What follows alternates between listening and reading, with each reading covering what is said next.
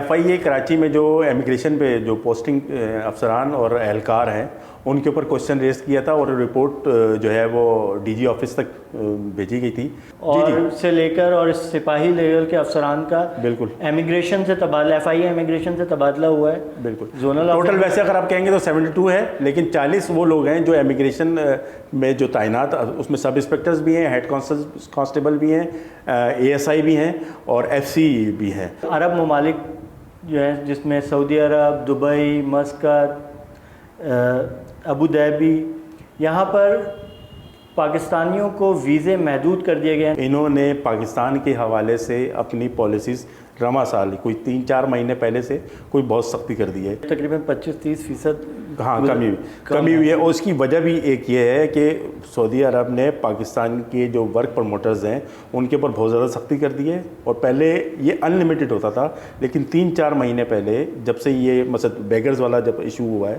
تو اس کے بعد انہوں نے اپنی ریسٹرکشن کر دی ہیں. اور ورک ویزا کے حوالے سے بھی جو پروموٹرز ہیں ان کو یہ لمیٹڈ کر دی ہے کہ آپ ایک ورک پروموٹرز جو ہے وہ 20 سے زیادہ ویزا کے لیے اپلائی نہیں کر سکتا.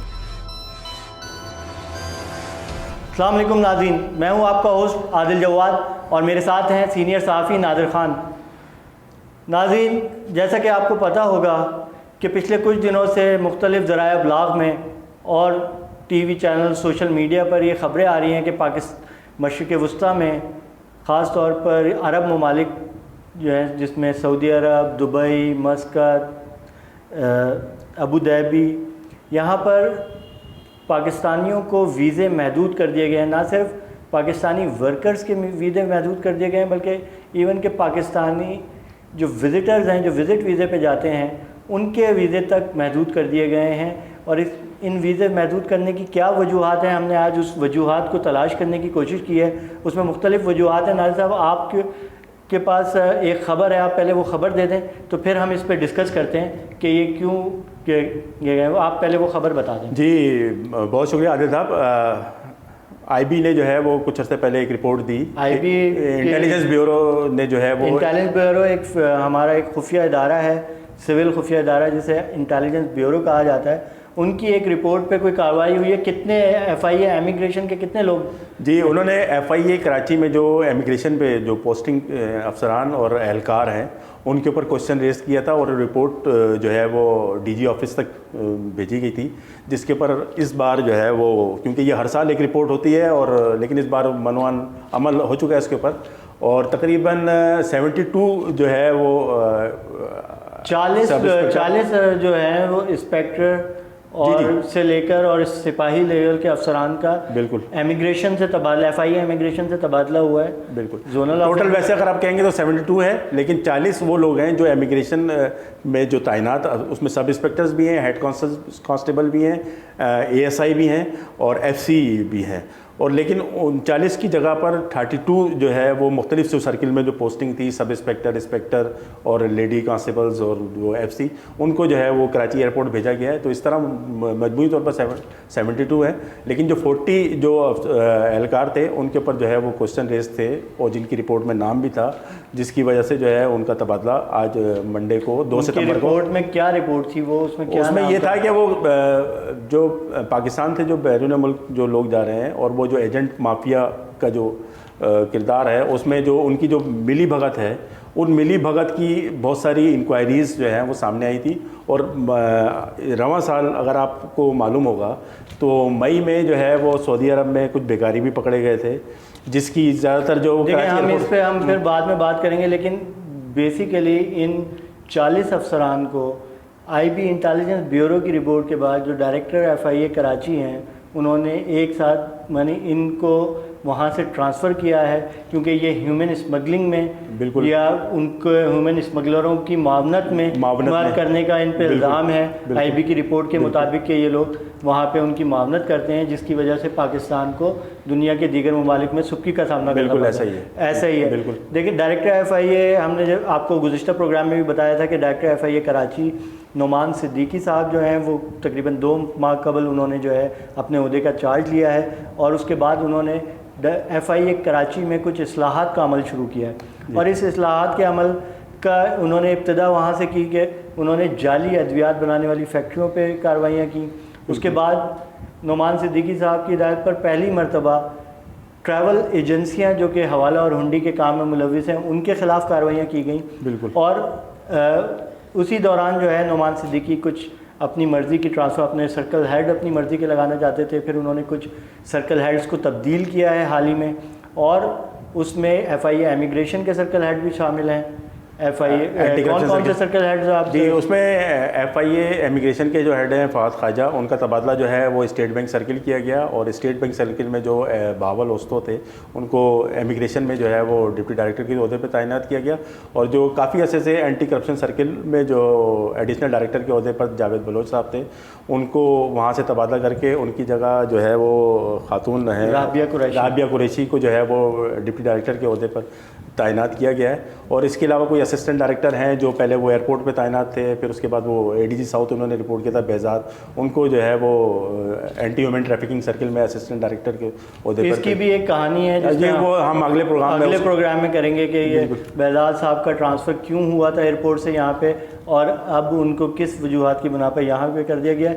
تو یہ انہوں نے بیسک ڈائریکٹر صاحب نے تبدیلیاں کی. اور اس کے بعد آج یعنی جو آج ہم یہ پروگرام اسٹارٹ کریں 2 ستمبر کو, یہ پیر کا روز ہے, شاید ہم 2-3 دن بعد اس کو اپلوڈ کریں, لیکن آج جو ہے وہ ایک بڑے یہ پہلی کافی عرصے کے بعد ایف آئی اے کراچی میں اتنے بڑے پیمانے پہ ایک ساتھ امیگریشن سے تبادلے کیے گئے ہیں.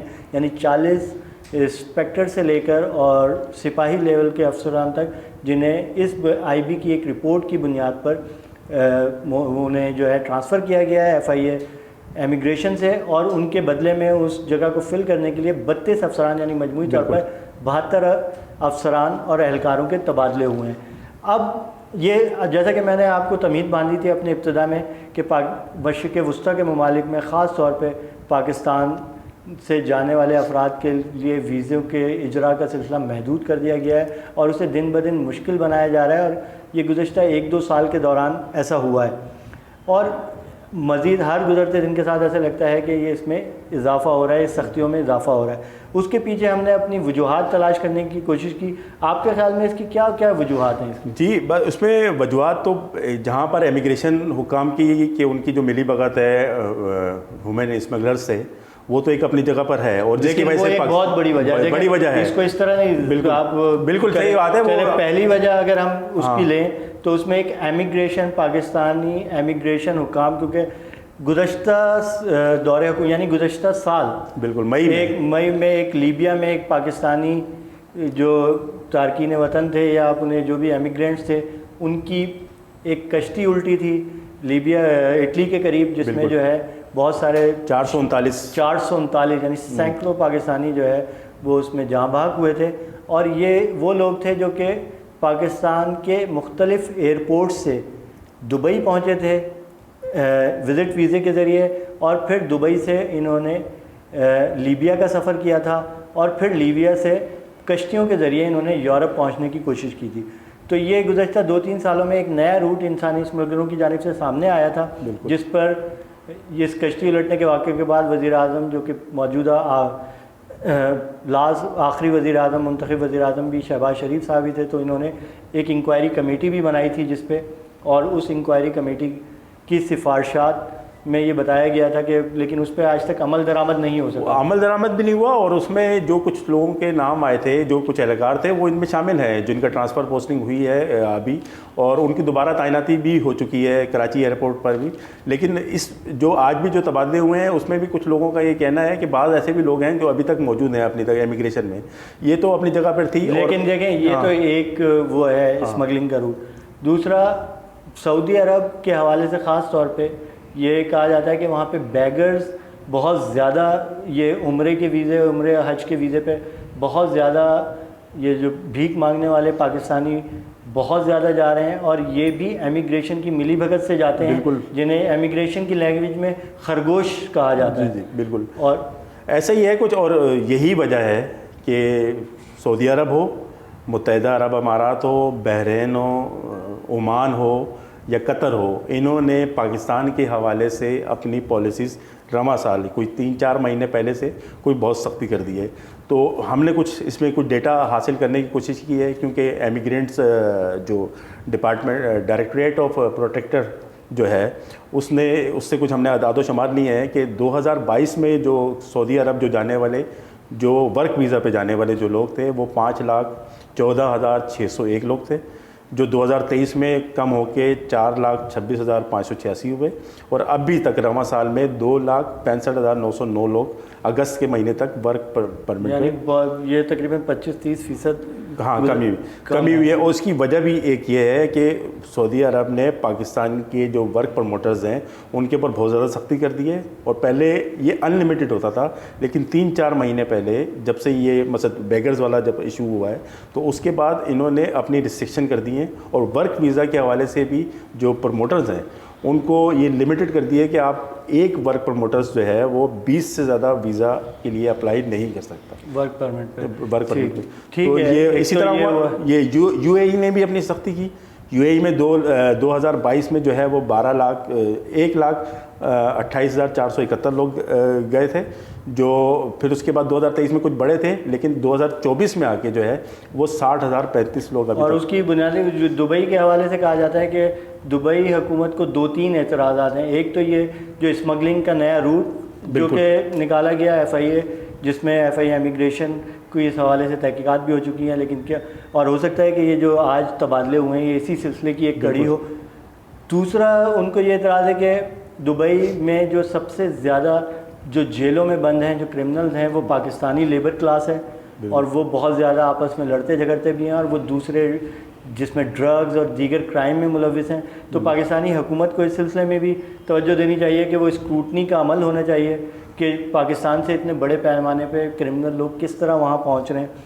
تیسرا ہے جو حالیہ دبئی میں بارشیں ہوئی تھیں جو کہ بہت ہی ایک قدرتی آفت آئی تھی، اور بہت اس میں کافی زیادہ نقصان بھی ہوا تھا دبئی میں. تو اس میں پاکستانیوں نے بہت زیادہ سوشل میڈیا پہ اس میں جس میں وزٹرز بھی، خاص طور پہ جو وزٹر شامل تھے جو پاکستانی وزٹ ویزے پہ گئے تھے، تو انہوں نے بہت زیادہ ہائپ کریٹ کر دی تھی. وہ سمجھے کہ یہ شاید پاکستان ہے، جس طرح یہاں پہ ہمیں بولنے کی آزادی ہے وہاں پہ بھی ہے. تو وہ انہوں نے بتایا کہ ہمارے ہاں بولنے کی بالکل بھی آزادی نہیں ہے، چاہے حالات جو بھی ہوں آپ جو ہے بول نہیں سکتے.